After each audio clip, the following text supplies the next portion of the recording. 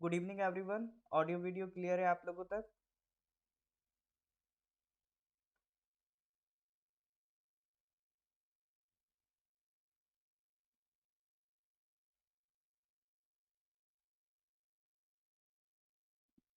तो सितंबर का current affairs हम डिस्कस कर रहे थे। 100+ क्वेश्चंस हमने कवर कर लिए थे, करीब 107 क्वेश्चंस।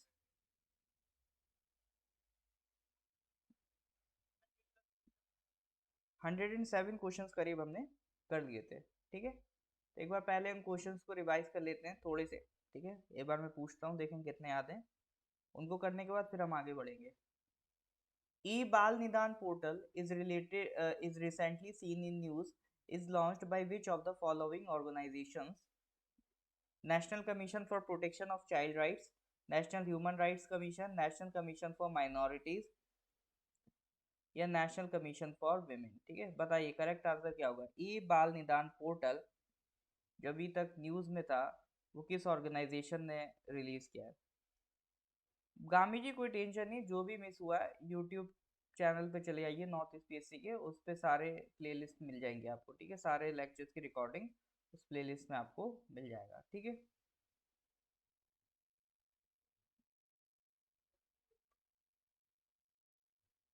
हाँ बिल्कुल correct answer is national commission for protection of child rights. इसका आंसर बनाइए, बताइए। Recently who among the following became the first swimmer from northeast India and also oldest Indian to cross the North Channel? ये कल हम लोगों ने question discuss करा था। इसका आंसर बताइए। Who among the following became the first swimmer from northeast India and also oldest Indian to cross the North Channel?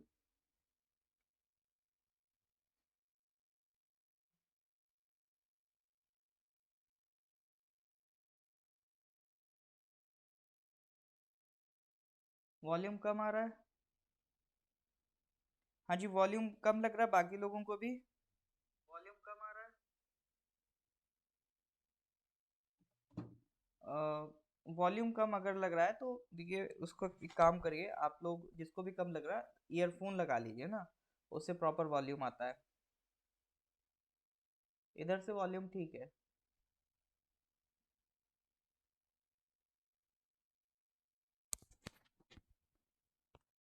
Mic को थोड़ा और पास कर लेता हूँ मैं, थोड़ा बढ़ जाएगा।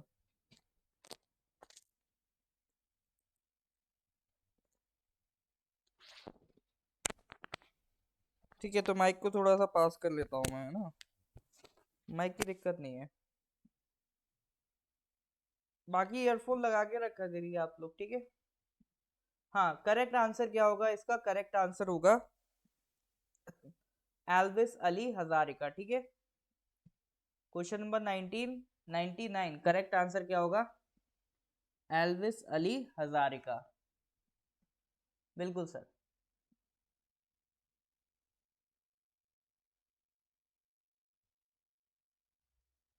इसका आंसर नहीं, इसका बताइए। एशिया विमेंस कप किस कंट्री में ऑर्गेनाइज हुआ था? एशिया विमेंस कप किस कंट्री में ऑर्गेनाइज हुआ था?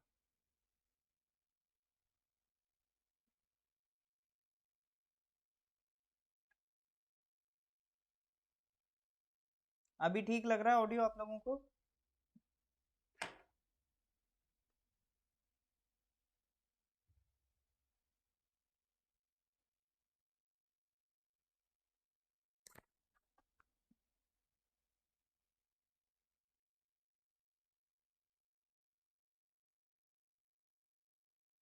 बिल्कुल, ये ऑर्गेनाइज हुआ था आपका बांग्लादेश में। ठीक है, कहाँ ऑर्गेनाइज हुआ है सर ये आपका?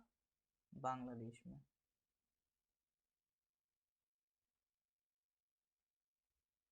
Okay sir.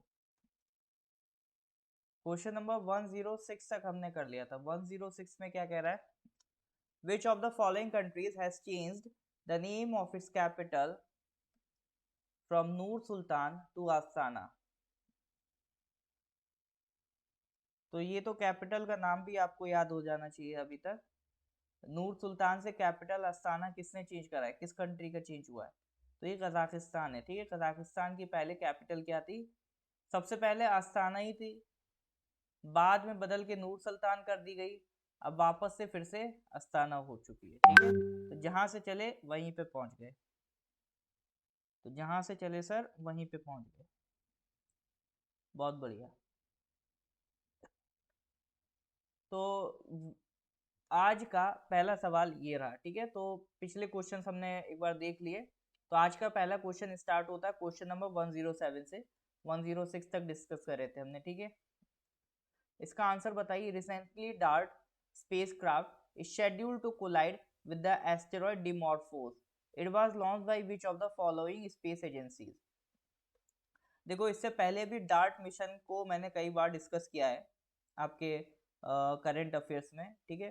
तो डार्ट मिशन में एक स्पेसक्राफ्ट है जिसका नाम है डार्ट स्पेसक्राफ्ट। उसका काम क्या है, एक एस्टेरॉइड से उससे टक्कर खिलवाएंगे। होता क्या, अर्थ की तरफ कुछ एस्टेरॉइड्स कभी कभी बढ़ने लगते हैं। अब वो कुछ एस्टेरॉइड्स इतने बड़े साइज की तरफ होते हैं कि अगर वो अर्थ पे आएंगे तो अर्थ को काफी डैमेज कर सकते हैं।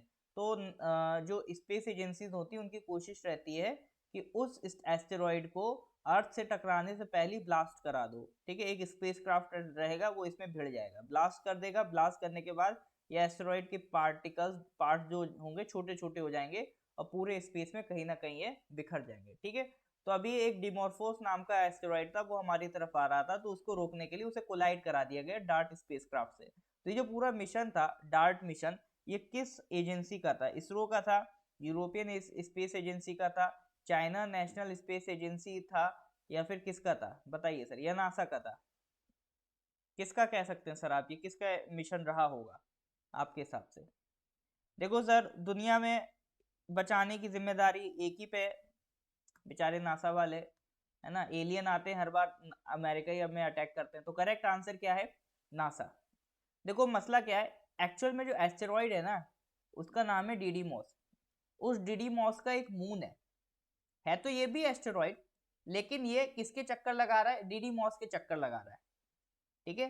तो यहाँ कहीं अर्थ पड़ रही थी रास्ते में, तो ये तो बेचारा डीडीमॉस के पीछे पीछे घूमता हुआ, डिमोर्फोस बेचारा डीडीमॉस के चक्कर में घूमता घूमता अर्थ से टकराने वाला था। तो डार्ट एक स्पेसक्राफ्ट गया, उसने कहा ऐसे कैसे तुम टकराओगे। ये कनेक्ट है इस सैटेलाइट से, लिसिया क्यूब। ये क्या है? ये इसका कैमरा है।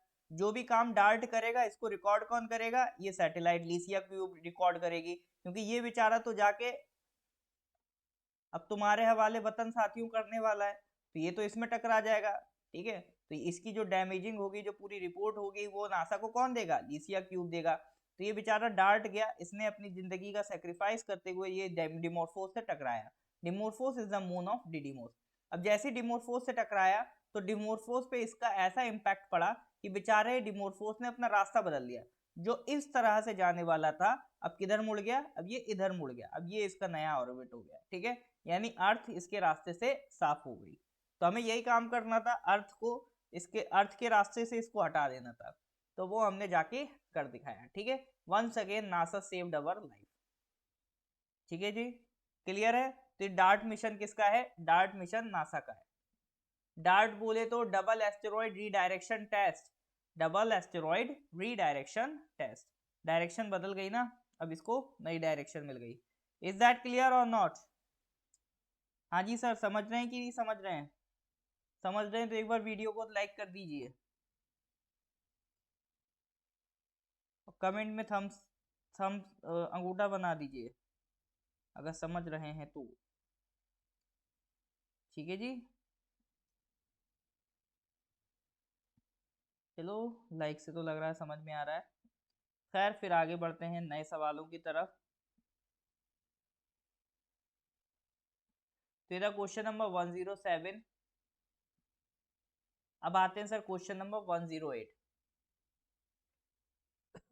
Recently union minister of Ayush Sarbananda Sonowal laid the foundation stone of the new complex of the National Institute of Sowa Rigpa in which of the following states union territory? देखो, हो सकता है मेरा प्रोनाउंसिएशन एग्जैक्टली सेम ना हो रहा हो जो होना चाहिए, तो सॉरी फॉर दैट। अगर किसी को पता है तो वो बता सकता है। तो एक नया इंस्टीट्यूशन बन रहा है, नेशनल इंस्टीट्यूट ऑफ सोवा रिक्पा, ठीक है। तो उसको कौन बनवा रहा है? तो इसका फाउंडेशन स्टोन अभी डाला था आपकी जो यूनियन मिनिस्टर ऑफ आयुष है, ठीक है।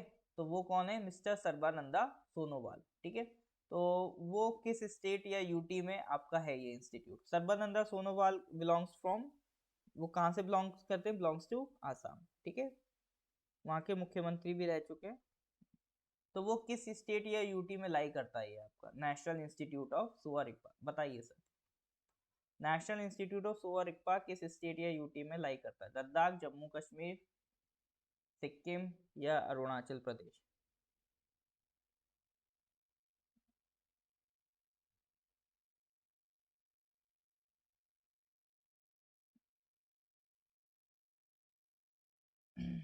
सुन के तो अपना अरुणाचल ही लग रहा है। हाँ सर, करेक्ट आंसर तो अरुणाचल लगना चाहिए, लेकिन अरुणाचल के अलावा और भी कुछ हो सकता है। बाकी लोगों को क्या लगता है? ये नॉर्थ ईस्ट से रिलेटेड है, बता दूं, ये नॉर्थ ईस्ट से रिलेटेड है। चलो जम्मू कश्मीर, थोड़ा क्लोज पहुंचे आप। सिक्किम, थोड़ा क्लोज आए। सी ऑप्शन, मतलब बी भी लग रहा है, सी भी लग रहा है, डी भी लग रहा है। लद्दाख नहीं लग रहा है, मतलब लद्दाख में कहाँ बनाएंगे? जगह तो बची नहीं लद्दाख में, सब लोग रहने पहुंच गए, जगह है ही नहीं लद्दाख में, कहाँ बनाएंगे सब लद्दाख में? तागम कह रहे हैं अपन को तो सिक्किम लग रहे ला है। लग रहे लाने से नहीं होता sir, correct answer is Ladakh. ठीक है, तो ये इंस्टीट्यूट कहाँ बनने जा रहा है? लद्दाख में बनने जा रहा है। अब सर ये सुआ रिगपा है क्या? देखो ये एक मेथड है, द साइंस ऑफ हीलिंग। ये एक ट्रेडिशनल सिस्टम ऑफ मेडिसिन है, practice in the Himalayan belt of India. जैसे आपका आयुर्वेद है, यूनानी है, योगा है, यूनानी है, सिद्धा है, होम्योपैथी है, ठीक है, उसी को कहते हैं आयुष मिनिस्ट्री। इसी तरह से एक फॉर्म ऑफ साइंस है, एक एंशियंट फॉर्म ऑफ साइंस है, एक ट्रेडिशनल फॉर्म ऑफ साइंस है, traditional system of medicine India में सुआ रिगपा। ठीक है, तो इसी सुआ रिगपा साइंस पे बेस्ड एक इंस्टीट्यूट बनने जा रहा है, नेशनल इंस्टीट्यूट ऑफ सुआ रिगपा। कहाँ पर? लद्दाख में। ये जो सिस्टम है ये कहाँ फॉलो होता है? ये आपका तिब्बत वाले इलाके से ओरिजिनेट हुआ। India, Nepal, Bhutan, Mongolia, Russia में ये आपको देखने को मिलेगा। तिब्बत से यूथोंग योंतेंग गोनपो जो है, उनको माना जाता है he is the father of the Sowa Rigpa. उन्होंने ही ये सुआ रिगपा ट्रेडिशन का स्टार्ट किया था। ठीक है, इंडिया में अगर बात करूँ तो सिक्किम है, अरुणाचल है, वेस्ट बंगाल का दार्जिलिंग है, हिमाचल प्रदेश है, लद्दाख है। इन इलाकों में ये ट्रेडिशनल मेडिसिन की थ्योरी प्रैक्टिस की जाती है। ठीक है, तो जो मेजोरिटी ऑफ द थ्योरी है लगभग लगभग कैसी है? जैसी आयुर्वेद की थ्योरी है, उसी के जैसे ये आपको यहाँ पर थ्योरी प्रोवाइड की जाती है। तो अभी करंट गवर्नमेंट का जो फोकस है वो ये है कि इंडिया में अगर आप जाओगे तो अलग अलग एरिया में अलग अलग ट्रेडिशनल साइंसेस है। तो हम बजाय इसके कि वेस्टर्न साइंसेस को प्रमोट करें, उनको भी करेंगे। साथ ही साथ ये बहुत जरूरी है कि जो हमारी लोकल के ट्रेडिशंस है, हमारी लोकल की जो ट्रेडिशनल साइंस है, उसको भी हम आगे दुनिया के सामने प्रोजेक्ट करें और प्रमोट करें। ठीक है, तो ये भी बहुत जरूरी होता है, ताकि लोगों को भी पता चले कि हमारा जो कल्चर है कितना रिच है, हमारी जो पास्ट है वो कितना रिच है, वो पूरी दुनिया को पता चले। ठीक है, ऐसा ना हो कि वेस्टर्न लोग ही अपना जलवा बिखेरते रहें। ठीक है, हमारा भी एक जलवा है। ठीक है सर, तो करेक्ट आंसर है लद्दाख। तो ये इंस्टीट्यूट कहाँ सेटल होने वाला है? ये सेटल होने वाला है लद्दाख में। ठीक है, क्वेश्चन नंबर 108 बताइए, बी पैल recently seen in news is related to treatment of which of the following diseases? COVID-19, cervical cancer, diabetes, tuberculosis.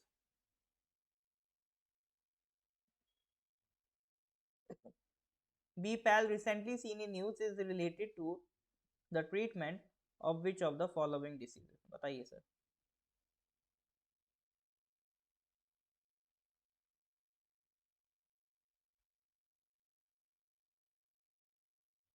Comments नहीं आ रहे हैं आप लोगों के, जल्दी बताइए। वासी जी कह रहे हैं बी, बाकी लोग?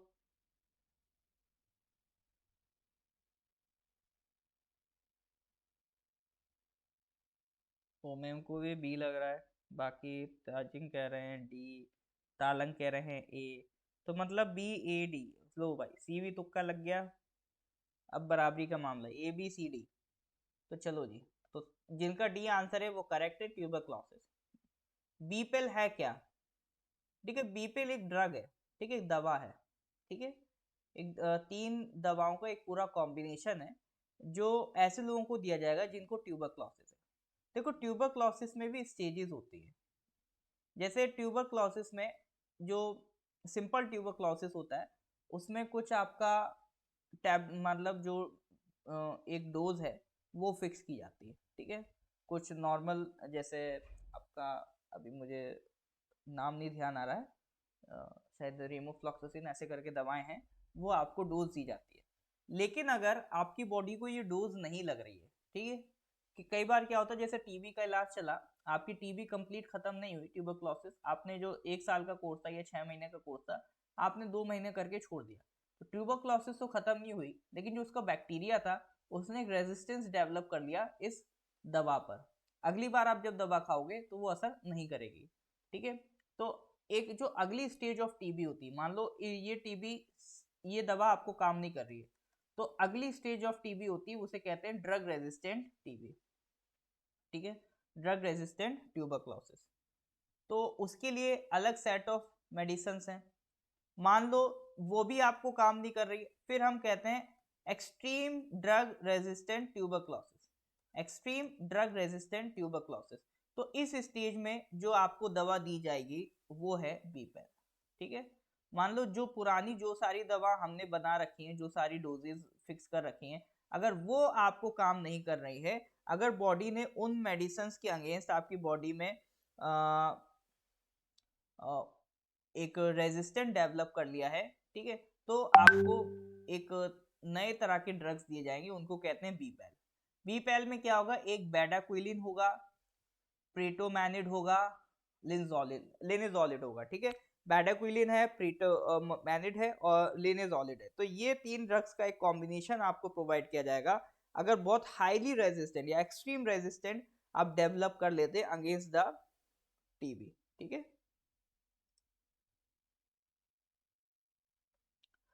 तो पहले जो जब बहुत हाईली ड्रग रेजिस्टेंट ट्यूबरक्लोसिस होता था तो उनका जो ट्रीटमेंट का ड्यूरेशन है वो 18 से 24, 18 टू 24 मंथ्स चलता था। अब ये मेडिसिन लेने से उनका जो टाइम पीरियड है वो घट के कितना हो जाएगा, 6 मंथ्स रह जाएगा, इतने बस ट्रीटमेंट में अब वो ट्यूबरक्लोसिस को ठीक कर देगा, ठीक है। तो ये जो बड़ी पुरानी दवाओं से जो ड्रग रेजिस्टेंट हो गए उनके लिए ये दवा बनाई गई है, ठीक है sir. Well, moving to the next question, question number 110. Recently, a new type of crystal, change site Y, was discovered by researchers from which of the following countries from the near side of the moon? Moon पे एक नया crystal मिला है change site Y, तो किस country ने discover किया, किस कंट्री के रिसर्चर्स ने उसे डिस्कवर किया, बताइए सर। चेंज साइट वाई अभी डिस्कवर हुआ है, किस कंट्री के रिसर्चर्स ने किया? China, Japan, south Korea, Russia. ये जो क्रिस्टल है ये आपको कहाँ मिलेगा, मून पे मिलेगा।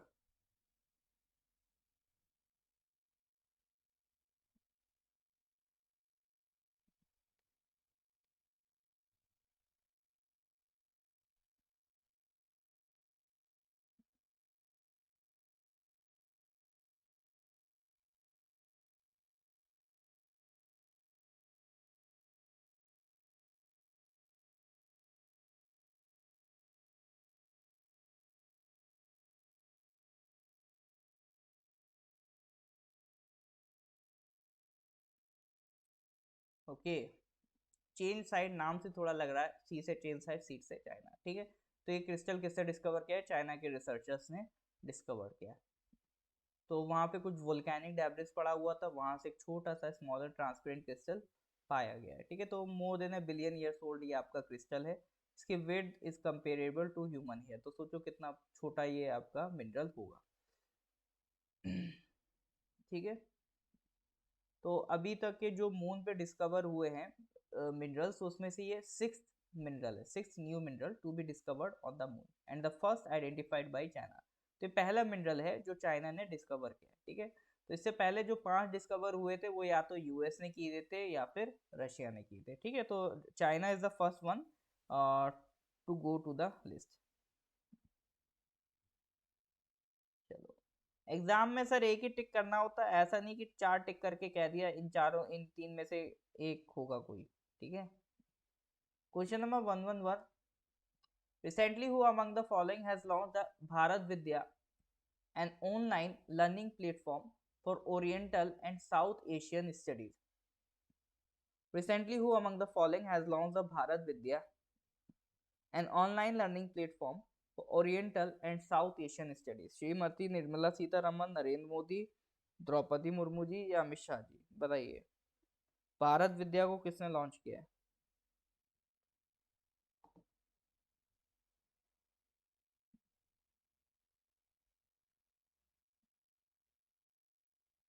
भारत विद्या को सर किसने लॉन्च किया है?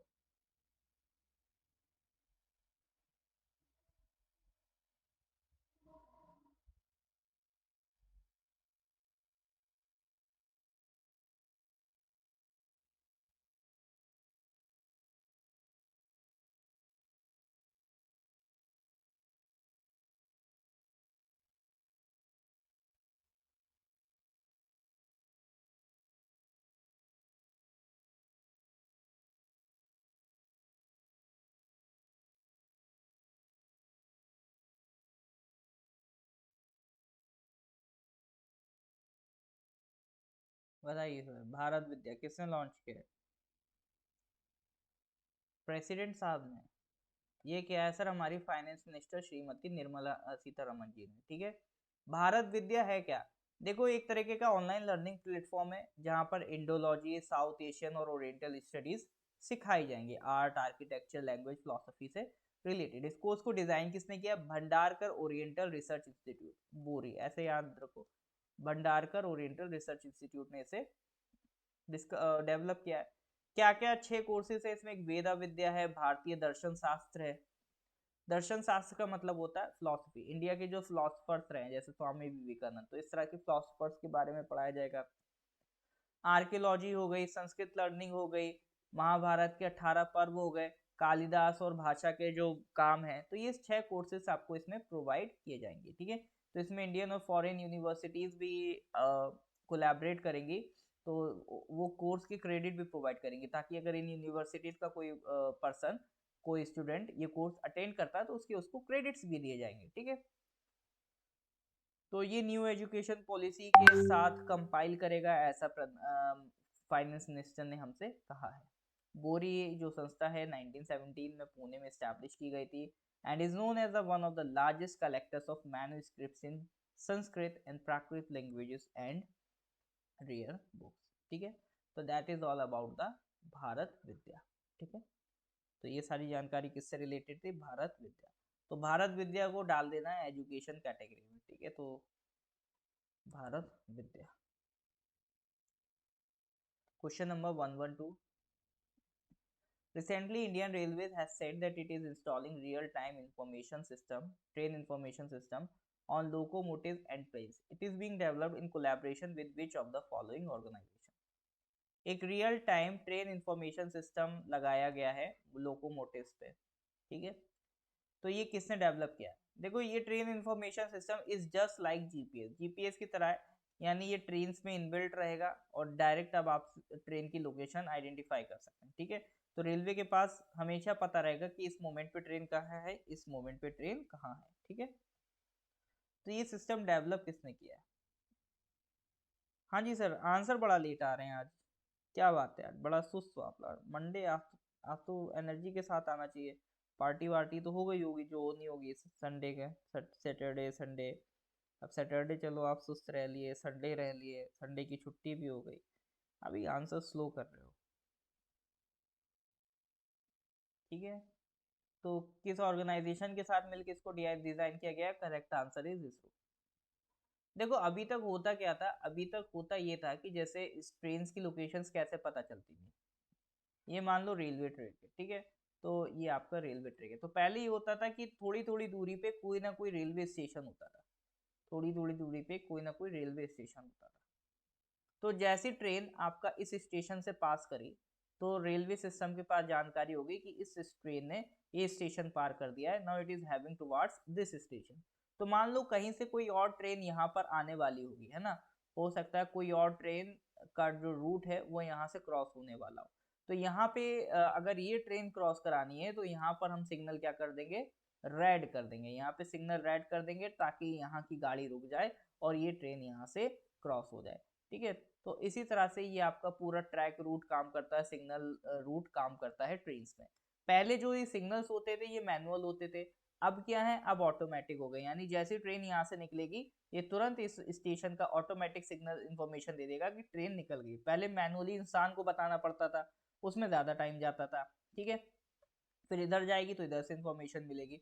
अब इन सब की जरूरत नहीं है, अब डायरेक्ट, अब ट्रेन यहाँ खड़ी हो, यहाँ खड़ी हो, यहाँ खड़ी हो, अब ट्रेन में खुद अपना एक अलग से सिस्टम रहेगा जिससे आप डायरेक्टली ट्रैक कर सकते हो, डायरेक्टली रेलवे के पास जानकारी जाएगी कि कौन सी ट्रेन किस मोमेंट पे कहाँ है। ठीक है, पहले क्या होता था, जब ये ट्रेन यहाँ से निकल गई इस स्टेशन से, अब जब तक ये ट्रेन इस स्टेशन पे नहीं पहुंचेगी तब तक हमें ट्रेन की जानकारी नहीं है कि वो ट्रेन है कहाँ पर।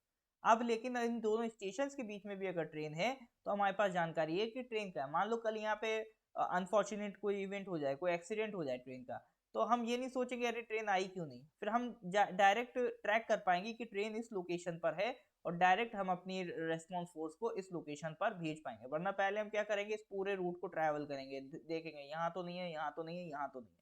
तो इस चीज को खत्म करने के लिए ये real time train information system को लाया गया है। ठीक है, तो देखो इसमें कौन कौन इन्वॉल्व है, तो एक तो रेलवे का आईटी सेक्टर जो है, रेलवे का आईटी सेक्टर क्या है, CRIS, central centre for railway information system, CRIS, आपने कभी रेलवे वेबसाइट से इसका नाम देखा होगा, CRIS, centre for railway information system. तो जो भी आईटी वाला वर्क है रेलवे का वो क्रिस संभालता है। ठीक है, और ये किसके साथ कोलैबोरेट करके कर रहे हैं, इसरो के साथ मिलके कोलैबोरेट करके ये काम कर रहे हैं। तो it enables automatic acquisition of train movement timings, automatic plotting of control charts. ठीक है, किस ट्रेन को कहां से क्या सिग्नल देना, ये सारा काम अब मैनुअल से क्या हो जाएगा, ऑटोमेटिक हो जाएगा। ठीक है, इससे ट्रेन कंट्रोल की एफिशिएंसी बढ़ेगी और सबसे बड़ी बात, इसको नेशनल ट्रेन इंक्वायरी सिस्टम से जोड़ दिया जाएगा।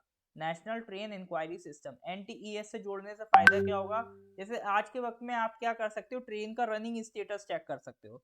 ठीक है, जैसे आप मान लो ट्रेन से ट्रेवल करो तो आपको NTES पे ट्रेन नंबर डालो तो उसे आपको लोकेशन पता चल जाती है कि हाँ इस टाइम ट्रेन ने ये स्टेशन क्रॉस करा है, इस टाइम ट्रेन ने ये स्टेशन क्रॉस करा है। तो अभी तो हमारे पास ये जानकारी मिलती, तो जब तक इस वही बातें ट्रेन अगले स्टेशन पे नहीं पहुंच जाती तब तक हमें नहीं पता ट्रेन है कहाँ। अब NTES से इसको अपडेट लिंक कर देंगे तो होगा क्या, आपको एग्जैक्ट लोकेशन पता होगी कि अभी हमारी ट्रेन इस जगह पर मौजूद है। ठीक है, तो that is the profit of real time train information system. बहुत कुछ चेंज कर देगा, ट्रेन की स्पीड बढ़ जाएगी, ट्रेन की एफिशिएंसी बढ़ने वाली इससे। ठीक है सर, इज दैट क्लियर और नॉट, ये पूरा सिस्टम आपको समझ में आ रहा है कि नहीं आ रहा है, यस और नो? अगर आ रहा है तो please give me thumbs up, नहीं आ रहा है तो बताइए क्या नहीं आ रहा है। हाँ जी सर, इज दैट क्लियर और नॉट? गुड इवनिंग ताना जी, सब चंगा सी?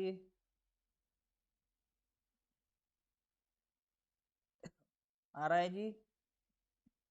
ऑल राइट सर, आ रहा है तो अब बढ़ते अगले क्वेश्चन की तरफ। Question number 113, Saptakosi high dam project recently seen in news is a proposed multipurpose project between India and which of the following countries. Saptakosi high dam project किन किन कंट्रीज के बीच का प्रोजेक्ट है, एक तो इंडिया हो गई, दूसरा कौन है? सप्तकोसी की लिंक अगर लोकेशन पता है तो बता पाओगे? It is a proposed multi-purpose project between India and which of the following countries? Bangladesh, Bhutan, China, Nepal.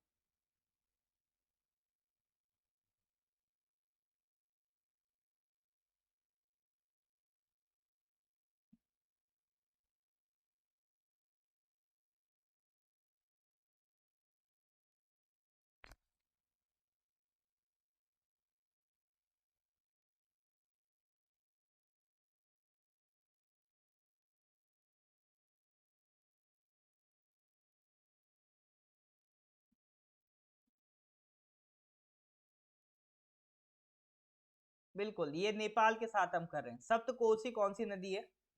देखो आपने पढ़ी होगी गंगा नदी। ठीक है, गंगा में तीन ट्रिब्यूटरीज मैं अलग से पढ़ाता हूँ, घाघरा, गंडक, कोसी। ठीक है, 3 नदियां मैं आपको बताता हूँ, घाघरा, गंडक, कोसी, जो किसकी ट्रिब्यूटरीज हैं, जो ट्रिब्यूटरीज हैं आपकी, जो ट्रिब्यूटरीज हैं सर आपके गंगा की, ठीक है। और मैं इन तीनों का नाम अलग से इसलिए पढ़ाता हूँ क्योंकि ये मेड इन इंडिया ट्रिब्यूटरी नहीं है, ये फॉरेन ट्रिब्यूटरी हैं, बाहर से इंडिया से ओरिजिनेट नहीं हो रही है ये 3 रिवर्स, ठीक है। बाकी जो ट्रिब्यूटरीज हैं इसकी वो इंडिया में ओरिजिनेट हो रही है, लेकिन ये वाली जो ट्रिब्यूटरीज हैं ये इंडिया में ओरिजिनेट नहीं हो रही, तो इसीलिए इनके नाम मैं आपको अलग से पढ़ाता हूँ, घाघरा, गंडक, कोसी के, ठीक है। तो यहाँ पे बात हो रही है कोसी रिवर की। तो इंडिया में एक रिवर आती है, ठीक है, नेपाल होते हुए, तिब्बत से ओरिजिनेट करती है, नेपाल होते हुए इंडिया में एक रिवर आती है जिसका नाम है कोसी, ठीक है। इसी कोसी नदी को नेपाल वाले सप्त कोसी कहते हैं। क्यों कहते हैं वो हमारा कंसर्न नहीं है, आप नेपाल जाके पूछ सकते हैं। तिब्बत से ओरिजिनेट होती है रिवर, नेपाल में इसका नाम सप्तकोसी है, इंडिया में इसी रिवर का नाम है कोसी, ठीक है। इसी रिवर पे आपका एक डैम बन रहा है जिसका नाम है सप्तकोसी हाई डैम प्रोजेक्ट। ये किधर बन रहा है सर, नेपाल में बन रहा है, ठीक है। तो जो अपने साउथ ईस्ट नेपाल हो गए और जो आपका नदन बिहार में जो फ्लड्स आती हैं उसको भी ये कंट्रोल करेगा, क्योंकि देखो ये कोसी नदी ना, ये सौरो ऑफ बिहार भी कहा जाता है, इस नदी को हम कहते हैं सौरो ऑफ बिहार, क्योंकि इस रिवर में जब वाटर ओवरफ्लो होता है तो इसी रिवर के ओवरफ्लो वाटर की वजह से हमें बिहार में बाढ़ देखनी पड़ती, फ्लड्स की, नदन बिहार में फ्लड्स की सिचुएशन क्रिएट हो जाती है। तो इंडिया और नेपाल जब मिलकर इस रिवर पे एक डैम बना लेंगे तो इसके वाटर को हम कंट्रोल कर पाएंगे, हाइड्रो पावर जनरेट कर पाएंगे, और जो फ्लड की सिचुएशन है बिहार में उसको रोक पाएंगे, ठीक है। तो इसलिए ये आपकी रिवर फायदेमंद है, ये डैम प्रोजेक्ट फायदेमंद है इंडिया के लिए भी और नेपाल के लिए भी। नेपाल को तो सर बिजली मिलेगी, ठीक है, इससे आपको इरिगेशन भी प्रोवाइड हो पाएगा, फ्लड्स कंट्रोल हो पाएंगे, और साथ ही साथ 3000 मेगावाट ऑफ इलेक्ट्रिसिटी भी प्रोड्यूस करेगा ये आपका हाइड्रो प्रोजेक्ट, ठीक है सर। हाँ जी, इसी रिवर को सौरभ बिहार भी कहा जाता है, रिवर सिस्टम में हम इस चीज को पढ़ते हैं, ठीक है। While moving to the next question, question number 114, Rosh Hashanah, recently seen in the news, is the New Year festival of which of the following religious communities? Muslim, Jews, Parsis, Buddhist. रोश हसाना किस community का is the new year festival of which of the following religious communities, बताइए sir.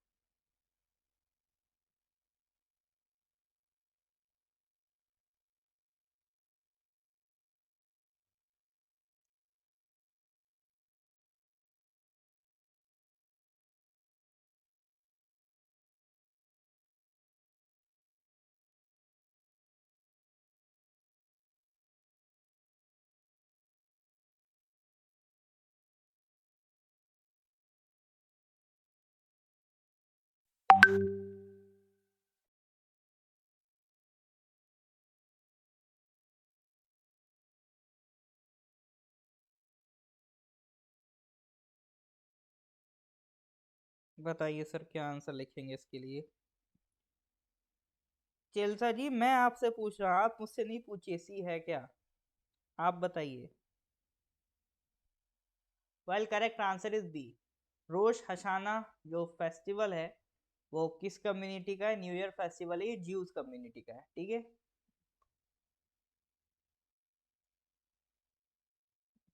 चलो next question पे आते हैं, question number 115, Chakda express is the biopic of which of the following women cricketer?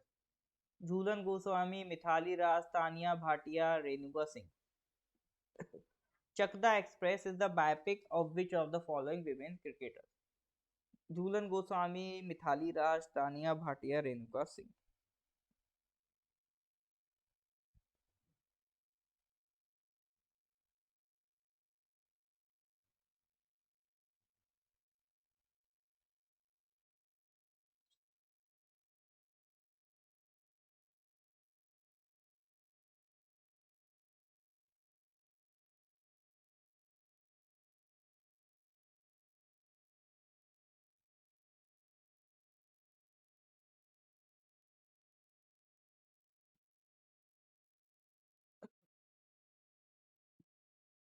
Correct answer is Jhulan Goswami, ठीक है।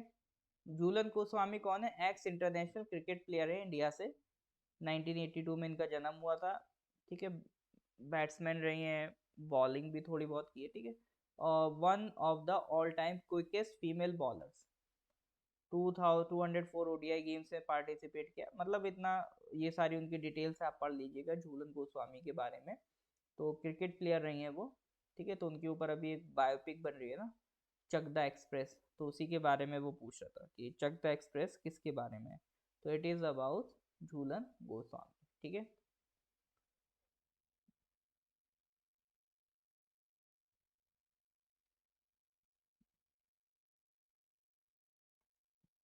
Question number 116। Recently, which of the following countries has ratified the International Solar Alliance Framework? International Solar Alliance Framework Agreement, becoming the 89th country to do so. हाँ जी, अभी तो retire हो गई वो। तो international solar alliance framework को ratify करने वाली कौन सी 89th कंट्री बन गई है? इंटरनेशनल सोलर अलायंस स्टार्ट किया था इंडिया और फ्रांस ने। तो जो भी ट्रॉपिकल कंट्रीज हैं इनको जोड़ के हम सोलर एनर्जी प्रोमोट कर रहे हैं। तो धीरे धीरे कंट्रीज इससे जुड़ती जा रही हैं। 88 कंट्री जुड़ गई थी, अभी लेटेस्ट 89th कंट्री कौन सी इसमें जुड़ने वाली, ये सवाल है। हाँ जी सर बताइए। बी या डी? नॉर्वे, भूटान, क्या लगता है? नॉर्वे। ट्रॉपिकल कंट्रीज इससे ऐड हो रही हैं, तो नॉर्वे तो ट्रॉपिकल में आती भी नहीं है। ऐसे ही आप सोच सकते हो। ये मसला क्या, सब नॉर्वे की तरफ क्यों जा रहे हैं? कभी कभी हमें नजरें अपने पड़ोसियों पर भी दिखा देनी चाहिए, है ना। कई बार हम जो बहुत कुछ ढूंढ रहे होते हैं वो पास में ही होता है, दूर ढूंढते हैं लेकिन होता वो हमारे बगल में ही है। तो यहाँ पे वो आपका भूटान है। ठीक है, correct answer is Bhutan. International solar alliance है क्या? देखो, मोदी जी थे और आपके फ्रांस के प्रेसिडेंट थे, उन्होंने मिलकर ये सोचा कि क्लाइमेट चेंज से लड़ना है। ठीक है, आपकी पेरिस क्लाइमेट एग्रीमेंट जो हुआ था उसके बाद ये सोचा गया कि हमें क्लाइमेट चेंज से लड़ना है, तो सोलर एनर्जी पे ध्यान देना पड़ेगा। अब सोलर एनर्जी में देखो, मैक्सिमम एनर्जी जो सोलर लाइट होती है वो किस रीजन में रहती है? ट्रॉपिक ऑफ कैंसर से लेकर ट्रॉपिक ऑफ कैप्रिकॉर्न के बीच। तो इन कंट्रीज से कहा गया कि आप लोग सोलर अलायंस में पार्टिसिपेट करो और सोलर एनर्जी को प्रमोट करो। ठीक है, इसका विजन क्या है? Let us together make the sun brighter. Mission क्या है? Every home no matter how far away will have light at home. ठीक है, तो ये इसका मकसद है। तो इसमें अभी रिसेंटली भूटान ने इसको रेटिफाई किया, तो भूटान भी इसका पार्ट है। ठीक है, तो हेडक्वार्टर्स इसके कहाँ पर है? द हेडक्वार्टर इंडिया में है। ठीक है, और इंटरिम सेक्रेटेरिएट अभी इसका गुरुग्राम, जो गुड़गांव था पहले, अभी गुरुग्राम में इसका सेक्रेटेरिएट आपको देखने को मिलेगा। तालंग जी, आज आपका दिन अच्छा चल रहा है। ठीक है, तो जिस दिन दिन अच्छा चले उस दिन आप लोग लॉटरी खरीद लिया करो, क्या पता निकल जाए।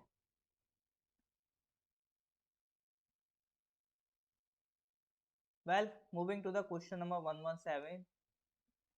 Recently, which of the following ministries has launched the Swachh Swachh Toykathon 2022?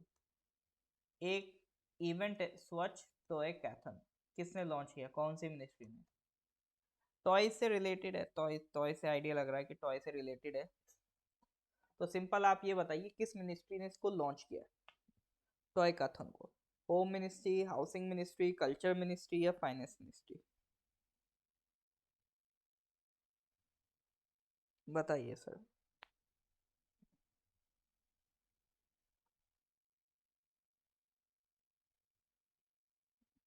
स्वच्छ टॉय कैथन। तालंग जी, इस पे चेक कर लो, लग रहा है तुक्का कि नहीं लग रहा है? टॉय से रिलेटेड है तो क्या लग रहा है, टॉय से रिलेटेड कौन काम करेगा?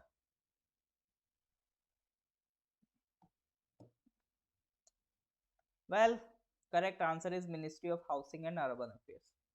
ये एक यूनिक कंपटीशन है to make toys from waste. एक कंपटीशन ऑर्गेनाइज कराया जा रहा है जिसमें जो वेस्ट जनरेट हो रहा है, तो उस वेस्ट का क्या करो, तो उस वेस्ट को टॉयज में कन्वर्ट कर दो, बच्चे खेलेंगे। ठीक है, तो ये इसका काम है। ये एक इस तरह का इवेंट ऑर्गेनाइज कराया होम मिनिस्ट्री ने। तो इससे फायदा क्या होगा? बच्चे भी खुश हो जाएंगे, वेस्ट भी खत्म हो जाएगा, बच्चों को पता भी नहीं चलेगा उन्होंने बचपन में ही कितना बड़ा कंट्रीब्यूशन किया है। ठीक है, it was introduce to promote एक, फिर एक प्लान बनाया गया था 2020 में, national action plan for toys 2020 में बनाया गया था, ताकि इंडियन टॉय इंडस्ट्री को प्रमोट किया जाए। इंडिया में देखो एक टॉय इंडस्ट्री को पे बहुत अच्छा जो ग्रैब कर रखा है वो चाइना ने कर रखा है, तो उसको हमें तोड़ना है। तो अपने ट्रेडिशनल हैंडीक्राफ्ट और हैंडमेड टॉयज का जो ऑब्जेक्टिव है ग्लोबल लेवल पे लेके जाना है। चाइना की जो मोनोपोली है इंडियन मार्केट में, या चाइना का जो शेयर है उसे कम करना है। तो department of promotion for industry and internal trade DPIIT इसके साथ काम कर रहा है along with 14 ministries of the central government. तो NAPT को इम्प्लीमेंट किया जा रहा है। साथ ही साथ अभी हाल फिलहाल में जो हाउसिंग अर्बन अफेयर्स मिनिस्ट्री में हुआ, उसने ये इवेंट लॉन्च किया, स्वच्छ टॉय कैथन। ठीक है, पर्पस क्या, वेस्ट से टॉयज बनाओ। ठीक है, वेस्ट से टॉय बनाओ। वेस्ट का मतलब ये थोड़ी ना है कि वो कह रहे हैं कि जो आपने कल रात में केला के छिलका फेंका था उस केले के छिलके से टॉय बनाओ। वेस्ट का मतलब ये है, जैसे मान लो आपका लैपटॉप खराब हो गया, आपने उसे गार्बेज में डाल दिया, ठीक है, तो अब वो लैपटॉप की जो प्लास्टिक है, लैपटॉप के अंदर के जो अदर मेटल्स हैं, उनको आप यूज करो, उससे टॉयज बनाओ। ये थोड़ी ना कह रहे कल रात को सर हमने चाय की पत्ती फेंकी तो उस चाय की पत्ती से हम बैठ के वो खिलौने बनाएंगे, है ना, ऐसा नहीं है। वो ले वो कह रहे वो साफ करके बनाएगा। वेस्ट का मतलब ये है, जैसे आज के टाइम में ई वेस्ट की बहुत बड़ी समस्या है, जैसे लैपटॉप्स हुए, मोबाइल फोन्स हुए, हर साल 2 साल में आप मोबाइल फोन चेंज करते हैं ना, फिर उसको क्या करते हैं, कहीं बेच दिया, फेंक दिया, कुछ कर दिया, तो वो एक इकट्ठा होता जा रहा है वेस्ट। उसको कहीं ना कहीं हमें यूटिलाइज तो करना होगा ना सर, है ना, तो उसके लिए ऐसा करा जा रहा है। रोहिणी RS-200 अभी न्यूज में था, ये किससे रिलेटेड है, communication satellite, Mars rover, sounding rocket, electric car. ये देखो, ये रोहिणी के बारे में भी मैं बात कर चुका, रोहिणी एक्चुअल में है क्या, बताइए सर।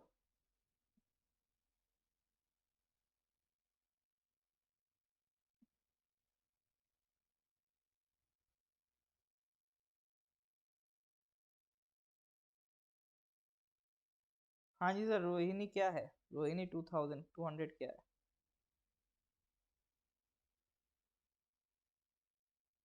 करेक्ट आंसर है, वेल करेक्ट आंसर इज, बताइए आप लोगों के हिसाब से। क्या बात है, कमेंट नहीं आ रहे, सो गए क्या सब, ए पर कंफ्यूज है, ए लग रहा पर कंफ्यूज है। चलो, correct answer is sounding rocket. RS-200 क्या, एक साउंडिंग रॉकेट है। साउंडिंग रॉकेट क्या होते हैं, देखो जैसे रॉकेट्स आपने देखा होगा, ये स्पेस में भेजे जाते हैं पूरा एटमॉस्फेयर क्रॉस करके, लेकिन ये एक साउंडिंग रॉकेट जो होते हैं ये स्पेस में नहीं जाते हैं, ये हमारे क्या क्या होता है, एटमॉस्फेयर में ही रहते हैं। ठीक है, अपर एटमॉस्फेरिक रीजन को ये प्रॉब करते हैं, मतलब वहां पे अपनी पूरी तहकीकात यहाँ काम करते हैं। ठीक है, तो ये बहुत ज्यादा, आप ये सोचो स्पेस में निकल जाएंगे बहुत आगे, तो बहुत आगे नहीं जाते हैं, बिल्कुल लिमिटेड स्पेस में काम करते हैं। ठीक है, तो ये कह सकते हो मिनी रॉकेट, छोटा टाइप ऑफ रॉकेट है ये आपका। ठीक है, तो आज क्वेश्चन नंबर 1 A 1 8 तक हमने डिस्कस कर लिया। बाकी के जो बचे कुछ क्वेश्चन हैं उनको भी हम कंप्लीट करेंगे। ठीक है, उनको फिर नेक्स्ट क्लास में कंप्लीट करके ये सितंबर का रगड़ा हमें खत्म करना है, और सितंबर का खत्म करके फिर सर हमें क्या स्टार्ट करना है, फिर हमें अक्टूबर स्टार्ट करना है। ठीक है, तो ये देखो करंट अफेयर्स में इतना टेंशन मत लो, जैसे चल रहा है आराम से करते जाओ, क्योंकि ये नेवर एंडिंग टास्क है। ठीक है, ये ऐसा नहीं कि मैं मेरे को अक्टूबर पढ़ा के खत्म कर देना, नवंबर पढ़ा के खत्म कर देना, वक्त बढ़ता जाएगा, करंट अफेयर्स बढ़ता जाएगा। जनवरी 2021 से स्टार्ट किया था, ये अब पहुंच गया है सितंबर 2022 तक। ठीक है, तो यहाँ तक हम आ चुके हैं, लेक्चर नंबर भी आप देख सकते हो कहाँ तक पहुँच गया है। ठीक है, लेक्चर नंबर अगर आपके हिसाब से देखो तो 162 लेक्चर था ये, 162 लेक्चर हो गए अभी तक जब से पढ़ाना स्टार्ट किया। ठीक है, तो बस मेहनत करते रहो, आगे बढ़ते रहो, यही हमारी कामना है। मिलते हैं नेक्स्ट क्लास में। ठीक है sir, good bye, have a nice day.